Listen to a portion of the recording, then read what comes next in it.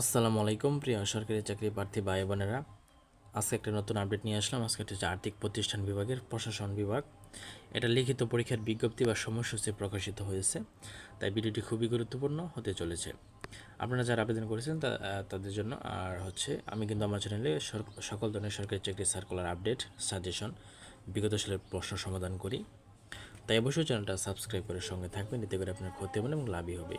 তো যাই হোক, বেশি কথা বাড়াবো না। আর্থিক প্রতিষ্ঠান বিভাগের শূন্য পদ পূরণের লক্ষ্যে 3 মে 2026 তারিখের এত নং স্মারকে নিয়োগ বিজ্ঞপ্তি প্রকাশ করা হয়। উক্ত বিজ্ঞপ্তির আলোকে আবেদনকারী প্রার্থীদের লিখিত পরীক্ষা নিম্নোক্ত সময়সূচি অনুযায়ী অনুষ্ঠিত হবে। প্রথমে আছে 60 মুদ্রাক্ষরিক cum computer operator, Eden Mohila college ঢাকাতে হবে। কেশিয়ারও একই, এদের ইডেন মহিলা কলেজ ঢাকাতে হবে এবং পরীক্ষার তারিখ 5 সেপ্টেম্বর 2026 শনিবার সকাল 11টায় হবে। অফিস সহকারী কাম কম্পিউটার মুদ্রাক্ষরিক Azimpur government girls school and college Dhaka, এটাও একই হবে, এখানেই হবে।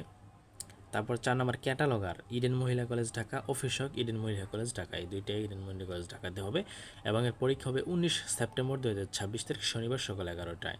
অফিস সহায়ক এখানে হবে, বাট অন্য কলেজ হবে, সেটা হচ্ছে Azimpur government girls school and college.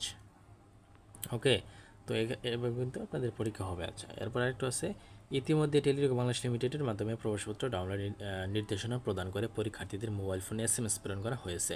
5 September 2026 তারিখে অনুষ্ঠিতব্য পরীক্ষার প্রবেশপত্র 20 আগস্ট 2026 তারিখ হতে 19 সেপ্টেম্বর 2026 তারিখে অনুষ্ঠিতব্য পরীক্ষার প্রবেশপত্র 4 সেপ্টেম্বর 2026 তারিখ হতে এত কিন্তু ডাউনলোড করা যাবে। অর্থাৎ আপনারা কিন্তু 4 সেপ্টেম্বর থেকে ডাউনলোড করা যাবে এবং আপনার কিন্তু SMS আসবে, তাই ঘাবড়ানোর কিছু নাই।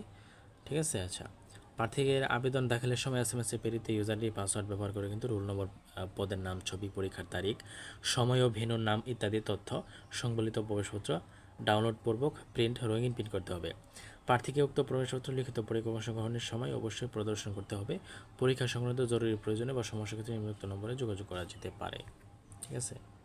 তো এই ছিল আজকের ভিডিও। আমি কিন্তু এই ধরনের সরকারি চাকরি সার্কুলার আপডেট দিয়ে থাকি, তাই অবশ্যই একটু আমাকে একটা লাইক, একটা কমেন্ট, সাবস্ক্রাইব করবেন, কারণ একটা লাইক, কমেন্ট, সাবস্ক্রাইব আমাকে কিন্তু ভিডিও তৈরি করতে আরও উৎসাহিত করে। তো ধন্যবাদ সকলকে।